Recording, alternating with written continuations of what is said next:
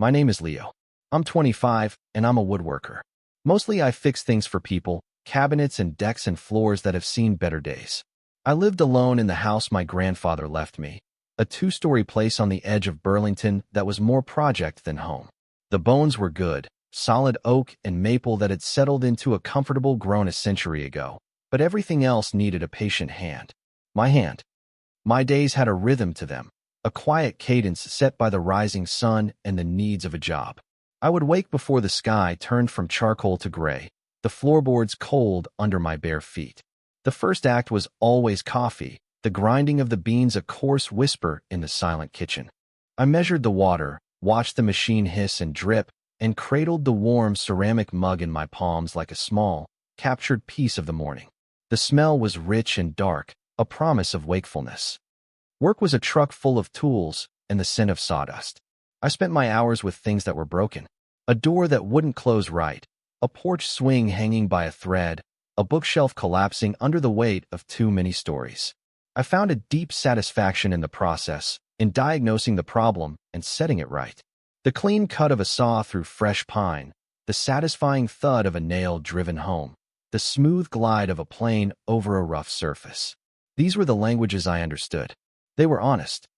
After work, I came home to my own list of repairs. Tonight it was a window frame in the upstairs bedroom, swollen shut by years of Vermont humidity. I scraped away the old, flaking paint, the tiny white curls dusting the floor. My life was a collection of these small, tangible tasks. Fix the sash, sand the sill, replace the pane. It kept my hands busy and my head quiet. People, on the other hand, were not so straightforward.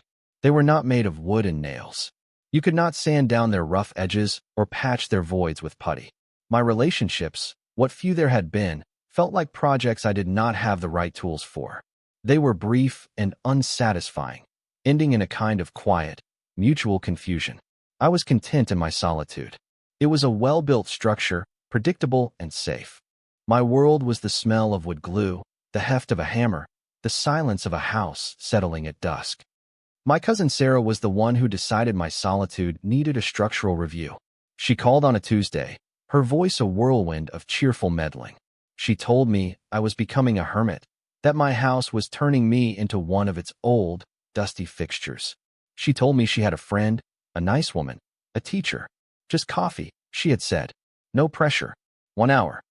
I agreed mostly to make the phone call end. The idea sat in my stomach like a knot of green wood. A blind date.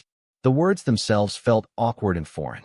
But a promise was a promise, so on Saturday, I found myself standing outside a coffee shop downtown, the air crisp with the first real hint of autumn. I checked my reflection in the dark glass of the window. Plaid shirt, clean jeans. It was the best I could do. Sarah's instructions were simple. The Maple Leaf Cafe, 2 o'clock. She has dark hair and will be reading a book. Her name is, and I pushed the door open, a small bell announcing my arrival with a cheerful, unwelcome jingle. The place was warm, filled with the comforting smell of roasted coffee and cinnamon. It was busy, a low hum of conversation filling the space between the small wooden tables. I scanned the room, and there, by the window, was a woman with dark hair, a book open in her lap. She looked up as I approached, a small, expectant smile on her face. This had to be her. I felt a nervous stutter in my chest, like a nail gun misfiring. I walked over, my boots suddenly feeling too heavy on the worn wooden floor. "Anne?" I asked, my voice quieter than I intended. She looked confused for a second. "No, I'm sorry. You must have the wrong person." My face grew hot. Of course. Wrong person. I started to stammer an apology, ready to retreat and hide in the farthest, darkest corner of the shop, when another woman at the table next to hers looked up. This woman had dark hair, too, a cascade of it shot through with subtle threads of silver that caught the afternoon light. She was not reading a book, but she had a stack of papers beside her, marked up with red ink. She looked older than I had expected. Wiser. There was a weariness in her eyes, but also a spark of something else. Amusement, maybe. "I think you might be looking for me," a different voice said, from a table deeper in the cafe. I turned to see another woman, also with dark hair, also with a book. She waved. That was Anne. A simple mistake. But my eyes kept drifting back to the woman with the silver in her hair. I went and had coffee with Anne. It was fine. She was nice. We talked about the weather and her fourth-grade students. The conversation felt like assembling a piece of flat-pack furniture with half the screws missing. It held together, but it was wobbly and unsatisfying. After exactly 55 minutes, we shook hands and agreed it was nice to meet. A clean, painless break. As I was leaving, I passed the table with the woman from before. The first woman. She was packing her papers into a worn leather bag, her movements precise and graceful. On an impulse I did not fully understand, I stopped. "Sorry about that," I said, gesturing vaguely. "The mix-up." She looked up, and a real smile touched her lips this time. It changed her whole face, softening the tired lines around her eyes. "No need to be sorry. It happens." She glanced at the now empty table where I had been sitting. "Hope your date went well." It was a blind date, I admitted, feeling the need to explain myself. "My cousin's idea." "Ah," she said, a universe of understanding in that one sound. The well-intentioned meddler. "I know the type." She finished packing her bag and stood up. She was taller than I thought, but still had to look up slightly to meet my eyes. "I'm Clara, by the way." "Leo," I said. We stood there for a moment in a pocket of silence, the cafe's chatter buzzing around us. I noticed her table had a slight wobble. One of the legs was shorter than the others, a common problem in old buildings with uneven floors. The urge to fix it was immediate and overwhelming. It was a language I knew. "Your table," I said, pointing. "It's unsteady." She glanced down at it and shrugged. "Everything in this place is. It adds to the charm, I suppose." "I could fix it," I offered, before I could think better of it. It would only take a minute. A couple of shims under the short leg. Clara looked at me, her head tilted. It was a look of genuine curiosity, a look that seemed to see past the awkward guy who had approached the wrong table and saw something else. The capable man, maybe. The fixer. "You carry shims with you on dates?" she asked, a hint of dry humor in her voice. "No," I said, my face flushing again. "But I have some in my truck. I'm a woodworker." She considered this for a long moment. Then she nodded slowly. "All right, woodworker. Fix the table." It was a strange beginning. Not a date, not a friendship, but a transaction. An act of service. I went out to my truck, the cool air a relief on my warm face.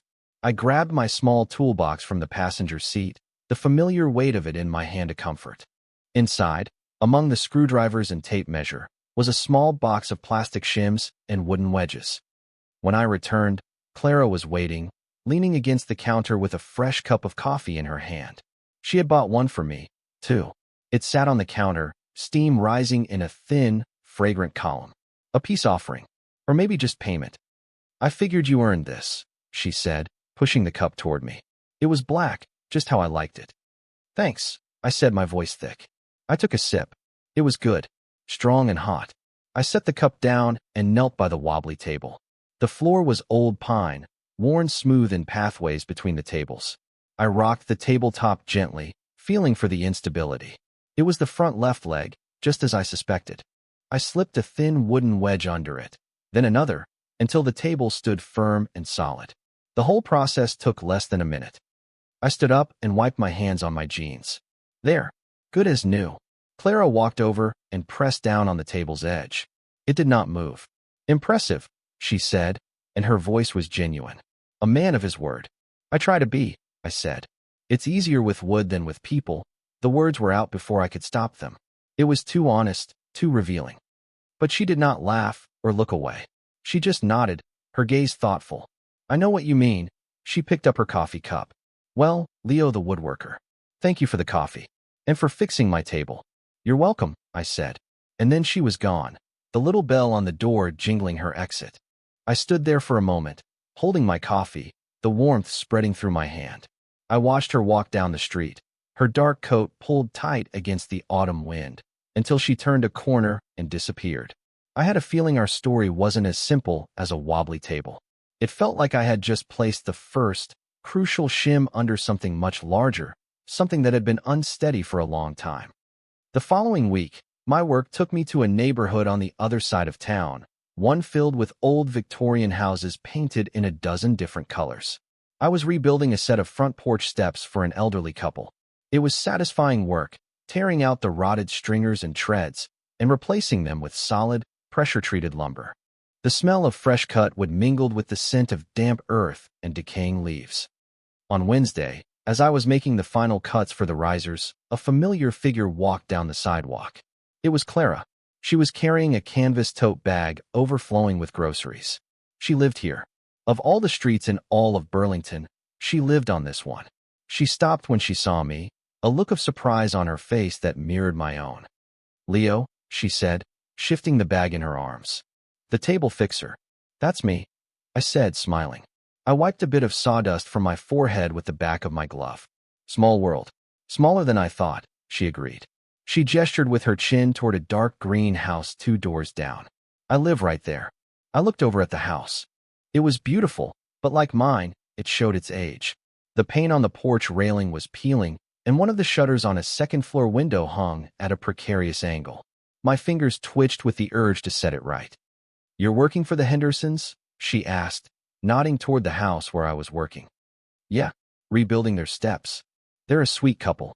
They'll probably try to pay you in cookies." "They already have," I said, pointing to a small tin sitting on the porch. "Oatmeal raisin." She laughed, a real, unguarded sound this time. It was nice. "Of course. Well, I should get these inside." The grocery bag looked heavy. "It was good to see you, Leo." "You too, Clara." I watched her walk to her front door and fumble with her keys. The door itself seemed to stick, requiring her to put her shoulder into it to get it open. Another broken thing. The world was full of them. The next day, I finished the Henderson steps. As I was packing my tools into the truck, I saw Clara leaving her house. She was dressed for work, in a simple black dress and a gray cardigan. She saw me and waved. I waved back. I thought about her sticking door. That evening, I couldn't get it out of my head. It was a simple fix, most likely. The wood of the door or the frame had probably swollen with the humidity. A few passes with a hand plane would solve it.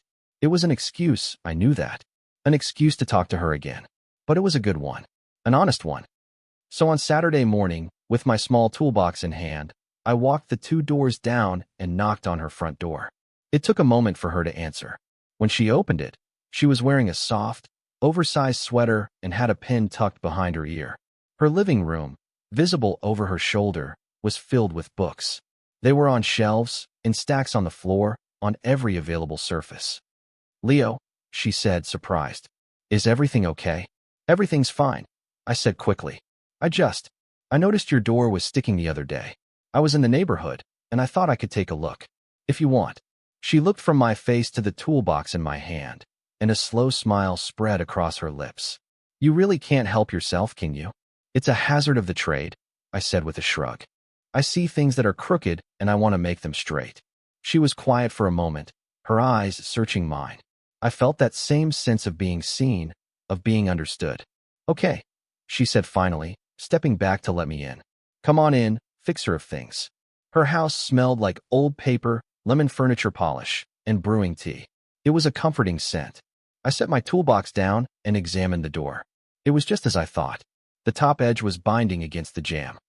"I'll just need to take it off the hinges and shave a little off the top," I explained. "It won't take long." "All right," she said. "Can I get you some coffee? Or tea? It seems to be our custom." "Coffee would be great." "Thanks." While she went to the kitchen, I got to work. I tapped the pins out of the hinges and carefully lifted the heavy oak door, leaning it against the wall. The house was quiet except for the sound of Clara moving around in the kitchen and the scrape of my plane against the wood. Each long, smooth pass shaved off a paper-thin curl of oak, releasing a fresh, clean scent into the air. It was a conversation I was comfortable with, a problem and its solution. When I was done, I hung the door back on its hinges, tapping the pins back into place. I opened and closed it a few times. It swung smoothly now, latching with a satisfying click. Clara came back into the hall, carrying 2 mugs. She handed one to me. "All done." "All done," I confirmed. "Shouldn't give you any more trouble." "Thank you, Leo." I don't know what to say. "You don't have to say anything."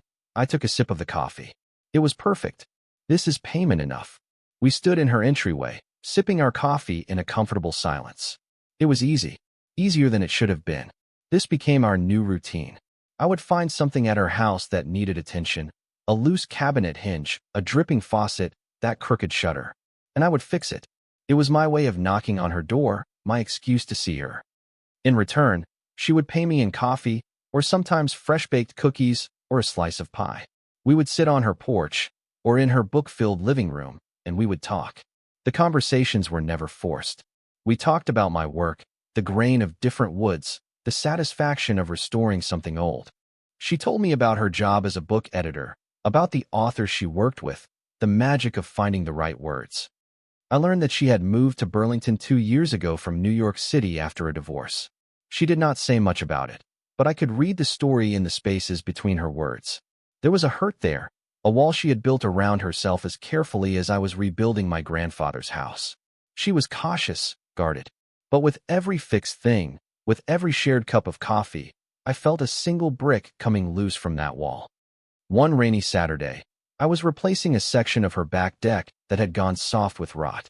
The air was cool and smelled of wet earth and pine. Clara sat on the dry part of the deck, wrapped in a thick blanket, a steaming mug in her hands, watching me work. The rhythmic sound of my hammer was a steady beat against the soft drumming of the rain on the roof overhang. "You're very patient," she said, her voice quiet. "You have to be, with old wood." I answered, not looking up from the nail I was setting. "You can't force it. You have to work with it." "I think that's true for more than just wood," she said softly. I stopped hammering and looked at her. The rain dripped from the edge of the roof, a curtain of silver between us. She was looking at me with an expression I could not quite decipher. It was a mix of gratitude and something deeper, something more vulnerable. It made my heart feel like it had been plain smooth. That was the day things started to feel different. The acts of service were no longer just excuses. They were becoming a foundation. We were building something, piece by piece, one nail at a time. I was fixing her house, and maybe, just maybe, she was fixing something in me, too. The quiet emptiness of my own home was starting to feel less like peaceful solitude and more like simple loneliness. The first cold snap of winter arrived in early November, dusting the brown lawns with a fragile layer of frost. I had finished all the obvious repairs at Clara's house. The shutter was straight, the deck was solid, every door and window opened and closed as it should. I found myself searching for excuses, reasons to walk those 2 doors down. One evening, a sharp wind rattled the old windows of my house. I was in my workshop in the garage, trying to restore an old rocking chair I had found at a flea market. The wood was dry and cracked, the joints loose. As I carefully injected glue into a wobbly spindle, I thought of Clara. I wondered if she was warm enough, if her old house was holding up against the cold. I found my reason in a stack of storm windows leaning against the back wall of my garage. They were old, wooden-framed, and heavy, but they would seal up the drafts in her house better than plastic wrap. I spent the next 2 days reglazing them, replacing cracked panes, and giving them a fresh coat of dark green paint to match her trim. When I brought the first one over, she was surprised. "Storm windows? Leo, you didn't have to do that." My garage was crowded. I lied, heaving the heavy frame onto her porch. "And this is better than letting them go to waste. Besides, your heating bill will thank me." She watched me work, her arms crossed against the chill. I measured and fitted the window into the frame of her large living room picture window. It slid into place with a satisfying thud, instantly cutting off the cold draft that had been seeping through the old glass. "It's already warmer," she said, a note of wonder in her voice. She placed her hand on the inside of the pane. "Thank you." That night, after I had installed the last of the windows, she insisted I stay for dinner. It was the first time she had offered more than coffee or cookies. It felt like a significant step, a door opening between neighbor and something else. "It's the least I can do," she said. "You're practically winterizing my entire house for free." "I like doing it," I said, and it was the truest thing I had ever said. Her kitchen was small and cozy, filled with the smell of garlic and roasting chicken. I sat at her small wooden table while she cooked, watching her move with an easy, practiced grace. The silence between us was comfortable, filled only by the sizzle of the pan and the hum of the refrigerator. It felt domestic. It felt like home. We ate in her dining room, at a long table that was mostly covered in stacks of manuscripts. She lit a couple of candles, and their flickering light made the room feel intimate and warm. The food was delicious. We talked about books she loved, and I told her about the rocking chair I was restoring. As we were finishing, A car pulled into her driveway, its headlights cutting a sharp swath across the dining room wall. Clara froze, the fork halfway to her mouth. The look on her face was one I had never seen before, pure, unadulterated dread. "Who's that?" I asked quietly. "It's Richard," she whispered, her voice tight. "My ex-husband." A car door slammed. Heavy footsteps crunched on the gravel driveway. My whole body went on alert. Every instinct told me to protect the quiet peace of this room, to protect the woman sitting across from me whose face had gone pale. "What's he doing here?" I asked, keeping my voice low and steady. "He does this sometimes," she said, her eyes wide and fixed on the front door. "He just shows up. He thinks he can just—" Her voice trailed off. A loud, insistent knock echoed through the house. It was not the knock of a friend. It was a summons. Clara looked at me, her composure cracking. "I'm so sorry, Leo. You should go. Out the back." "No," I said, my voice firm but quiet. "I'm not going anywhere." I stood up. "Stay here." I walked to the front door, the one I had fixed just a few weeks ago. I could feel Clara's fear behind me, a tangible thing in the air. I opened the door. The man standing on the porch was tall and impeccably dressed in a tailored suit that seemed out of place in our quiet corner of Vermont. He had perfectly coiffed hair and a smile that did not reach his cold, assessing eyes. He looked past me, into the house. "Clara," he called out, his voice smooth and proprietary. I was in the area. Thought I'd stop by. He finally focused on me, his smile tightening. "And who's this?" Before I could answer, Clara was there, standing just behind my shoulder. Her presence, though she was trembling slightly, gave me strength. "Richard," she said, her voice surprisingly steady. "What are you doing here? You should have called." "I don't need to call to visit my own," he paused, glancing at me again. "House." It wasn't his house, and we all knew it. "This is Leo," Clara said, her hand finding my arm. It was a small, almost imperceptible touch, but it felt like an anchor. "He's a friend." Richard's eyes flicked down to her hand on my arm, and his expression soured. "A friend," he repeated, dripping with condescension. He looked me up and down, taking in my work clothes, the faint scent of wood stain that probably clung to me. "I see. You need to leave, Richard," Clara said. "We need to talk, Clara, about the settlement. Your lawyer is being unreasonable." He tried to step around me, to enter the house. I did not move. I did not say a word. I just stood there, solid and unbreachable as an old-growth oak. I was not a big man, not a fighter, but I knew how to hold my ground. My stillness was its own kind of force. He stopped, his arrogance running up against my quiet refusal. For a moment, we were locked in a silent battle of wills on the front porch. The wind whistled around the corners of the house. He was used to people who argued, who yelled, who could be manipulated. He did not know what to do with a man who simply stood there, a silent, immovable object. "This is not over," he hissed at Clara, completely ignoring me now. He turned on his heel, strode back to his expensive car, and drove away, his tires spitting gravel. I closed the door, the click of the latch sounding unnaturally loud in the silence. I turned to Clara. She was leaning against the wall, her eyes closed, taking a deep, shuddering breath. The strength she had projected moments before was gone, leaving behind a raw, stark vulnerability. "I'm so sorry," she whispered, not opening her eyes. "You shouldn't have had to see that." "Don't be sorry," I said softly. I wanted to reach out, to put my arm around her, but I held back. It felt like too much. Instead, I just stood there, a quiet presence in her hall. "Are you okay?" She finally opened her eyes and looked at me. They were glistening with unshed tears. "No," she said, her voice barely a whisper. "Not really." She pushed herself off the wall and walked past me, back into the dining room. I followed. She began clearing the plates with jerky, agitated movements, her hands shaking. "That's what he does," she said, her back to me. "He just appears.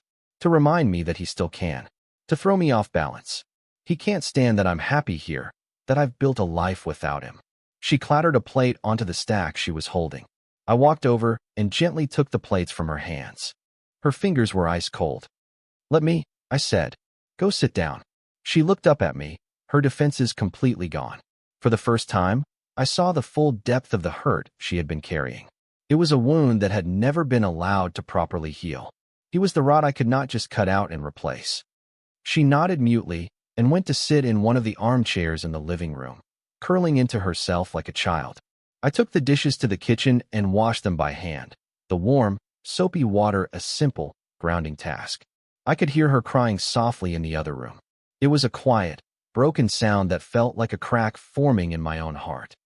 When I finished, I made her a cup of tea, the way I'd seen her make it a dozen times. I carried it into the living room and set it on the small table beside her chair. She had stopped crying, but her face was pale and blotchy. "Thank you," she whispered, wrapping her cold hands around the warm mug. I pulled the ottoman closer and sat down, so I was facing her. The house was silent again, the peace that Richard had shattered slowly seeping back into the corners of the room. We sat like that for a long time, not speaking. There was nothing to say. My presence was the only thing I had to offer. It had been enough to make Richard leave. I hoped it was enough for her now. "He was like that," she said finally, her voice raspy. "Always. Controlling. Everything had to be his way. My friends, my job, what I wore. When I finally left, I felt like I had to learn how to breathe on my own again." She took a shaky sip of tea. "Coming here was supposed to be a fresh start. A place he couldn't touch." "He didn't touch you," I said, my voice low. "He showed up. He made noise. But he left." She looked at me over the rim of her mug, her gaze intense. "Because you were here. I just stood there. That was enough," she said. "You didn't get angry. You didn't threaten him. You just were solid. He's not used to that. He's used to things he can break." The implication hung in the air between us. I was not breakable, and by extension, I would not let him break her. It was a promise I had made without saying a single word. In that moment, something shifted between us, something profound. The foundation we had been laying, piece by piece, settled into place. It was no longer about fixing a house. It was about creating a safe harbor. I stayed until she finished her tea. When I stood up to leave, the easy routine of me going back to my own house 2 doors down suddenly felt wrong, like a betrayal. Leaving her alone tonight seemed unthinkable. "I can stay," I offered, the words feeling both bold and necessary. "On the couch, if you don't want to be alone." Clara looked at me, and a flicker of the old warmth returned to her eyes, chasing away some of the shadows. "I think," she said softly, "that I would like that very much." I did not sleep on the couch. After I had checked that all the doors were locked, I came back to the living room to find her standing by the fireplace, a quilt in her hands. She did not say anything, just looked at me, and then turned and walked up the stairs. I followed. The quiet understanding that passed between us was more intimate than any declaration. That night was not about passion. It was about comfort. It was about the profound relief of not being alone. Lying next to her in the darkness, I could feel the tension slowly leave her body. Her breathing evened out, and she fell into a deep, exhausted sleep. I stayed awake for a long time, listening to the house settle, to the sound of her quiet breathing beside me. I felt a sense of rightness, of purpose, that had nothing to do with wood or nails. My place was here. The next morning, I woke to the smell of coffee. I opened my eyes, and for a moment I was disoriented. This was not my room. The light was different. The air smelled of books and Clara's faint, floral scent. I turned my head, and she was sitting in a chair by the window, a mug in her hands, watching me. "Morning," she said, her voice soft. "Morning," I replied. I felt a new kind of awkwardness, the uncertainty of the morning after. But her smile was gentle, free of the fear from the night before. "I didn't know if you were still a coffee in the morning man," she said. "Always," I said, sitting up. I got up and pulled on my jeans from the day before. Nothing felt sordid or strange. It just felt natural. I followed her downstairs to the kitchen. It was a bright, sunny morning. The world looked clean and new. As she poured me a cup of coffee, I found myself watching her hands. Capable hands that marked up manuscripts and held mugs of tea and had, for a brief, terrifying moment, trembled with fear. I wanted to make sure they never trembled like that again. "Leo," she said, turning to face me. "About last night. You don't have to say anything," I started. "No, I do," she interrupted gently. "I need to. Was that just you being kind? Protecting the damsel in distress?" The question hung in the air. It was an important one. I had to get the answer right. I had to be honest. I looked at her, at the silver in her dark hair, at the intelligent, cautious eyes that saw so much. My feelings for her were not about kindness. They were not about pity. They had been growing quietly for months, in the space between a fixed door and a shared cup of coffee. I've been looking for things to fix in your house for weeks, I admitted, my voice low. Even after there was nothing left to fix. That wasn't just me being neighborly, Clara. A slow blush crept up her neck. A look of profound relief washed over her face. Oh, she said. Just that. Good. And then she was in my arms, her face buried in my chest. I wrapped my arms around her, holding her close. The top of her head fit perfectly under my chin. She felt fragile and strong all at once. We stood there in her sunny kitchen for a long time, just holding each other. It was a confession without words. From that day on, the two doors between our houses became a mere formality. I still had my house, my workshop, my own projects. But more often than not, my evenings ended at hers. We fell into a new rhythm, a shared domesticity that felt as natural as breathing. I would cook dinner while she finished her work. We would read in the living room, her with a manuscript, me with a woodworking magazine, our feet tangled together on the ottoman. The physical barriers began to dissolve along with the emotional ones. My toolbox found a permanent home in her garage. A few of my books appeared on her shelves, nestled among her own. Her favorite tea was now stocked in my kitchen cupboard. We were slowly, carefully, merging our lives. One Saturday afternoon in early spring, we were working in her yard. The last of the snow had finally melted, leaving the ground soft and smelling of life. I was repairing a section of the picket fence that bordered our properties, the part that had been leaning since I first met her. Clara was on her hands and knees, tending to a small garden bed, her hands covered in dirt. She looked up, wiping a smudge of soil from her cheek with the back of her wrist. She looked happy, truly, deeply happy. You know, I said, pulling a rotted post from the ground. It would be a lot less work to just take this whole section down. She stood up and walked over, looking at the gap I had created. The fence was the only thing separating her yard from mine. What would we do without a fence? She asked, a playful light in her eyes. I don't know, I said, meeting her gaze. We'd have to share a lawn, I guess. Her smile was brilliant. I think I could live with that. So I did not replace the post. I took the whole section down, panel by panel. It felt symbolic, like we were tearing down the last wall between us. Our two separate properties became one shared space. Later that evening, we were sitting on her porch swing, watching the sky turn from blue to a soft, dusky pink. The air was cool, and I had my arm around her, her head resting on my shoulder. He called today, she said quietly. Richard. I tensed. What did he want? It doesn't matter, she said. I told him not to contact me again. I told him that if he showed up here again, we would call the police. She paused. I used the word we. I squeezed her shoulder. Good. I wasn't scared, she continued, her voice soft with wonder. My heart didn't even race. His power over me is gone. She turned her head to look at me, her eyes dark and serious in the fading light. You did that. You did that. I corrected her gently. You're the one who stood up to him. You just needed to know someone had your back. She lifted her head from my shoulder and leaned in. This kiss was different from any that had come before. The others had been born of comfort, of gratitude, of quiet understanding. This one was a choice. It was sure and deep and real. It was not the end of a crisis, but the beginning of a life. It was the first cut of a saw into a perfect piece of wood, a mark from which all other measurements would be taken. Months passed. Summer arrived, warm and green. The shared lawn between our houses was lush and thick. The garden Clara had planted was overflowing with flowers and vegetables.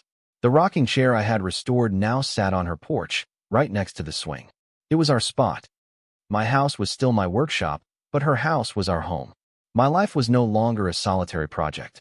It was a collaboration. We were building something together, something stronger and more beautiful than anything I could have ever built alone. One evening, we were sitting on the porch swing, a gentle rain falling, the smell of wet earth and jasmine filling the air. Clara was leaning against me, a book in her lap, though she was not reading. I was just watching the rain, listening to its soft rhythm on the tin roof of the porch. It's funny, she said, breaking the comfortable silence. I used to think love was this grand, dramatic thing. Big gestures, loud declarations. She looked around at the quiet yard, at the two houses that were now one home. I was wrong. What is it then? I asked, my voice a low rumble in the quiet evening. She turned to look at me, her face soft in the gray light. She reached up and touched my cheek, her fingers cool from the evening air. It's this, she whispered. It's fixing a sticking door. It's storm windows on a cold night. It's standing on a porch and not saying a word, she smiled. A small, certain smile. It's staying when you don't have to. It's quiet. And it's solid. I leaned down and kissed her, a soft, lingering kiss that tasted of rain and coffee and home. She was right. Love was not a whirlwind. It was a foundation. It was the patient work of two people building a safe harbor together, a place where all the broken things could finally be made whole. It was quiet. And it was everything.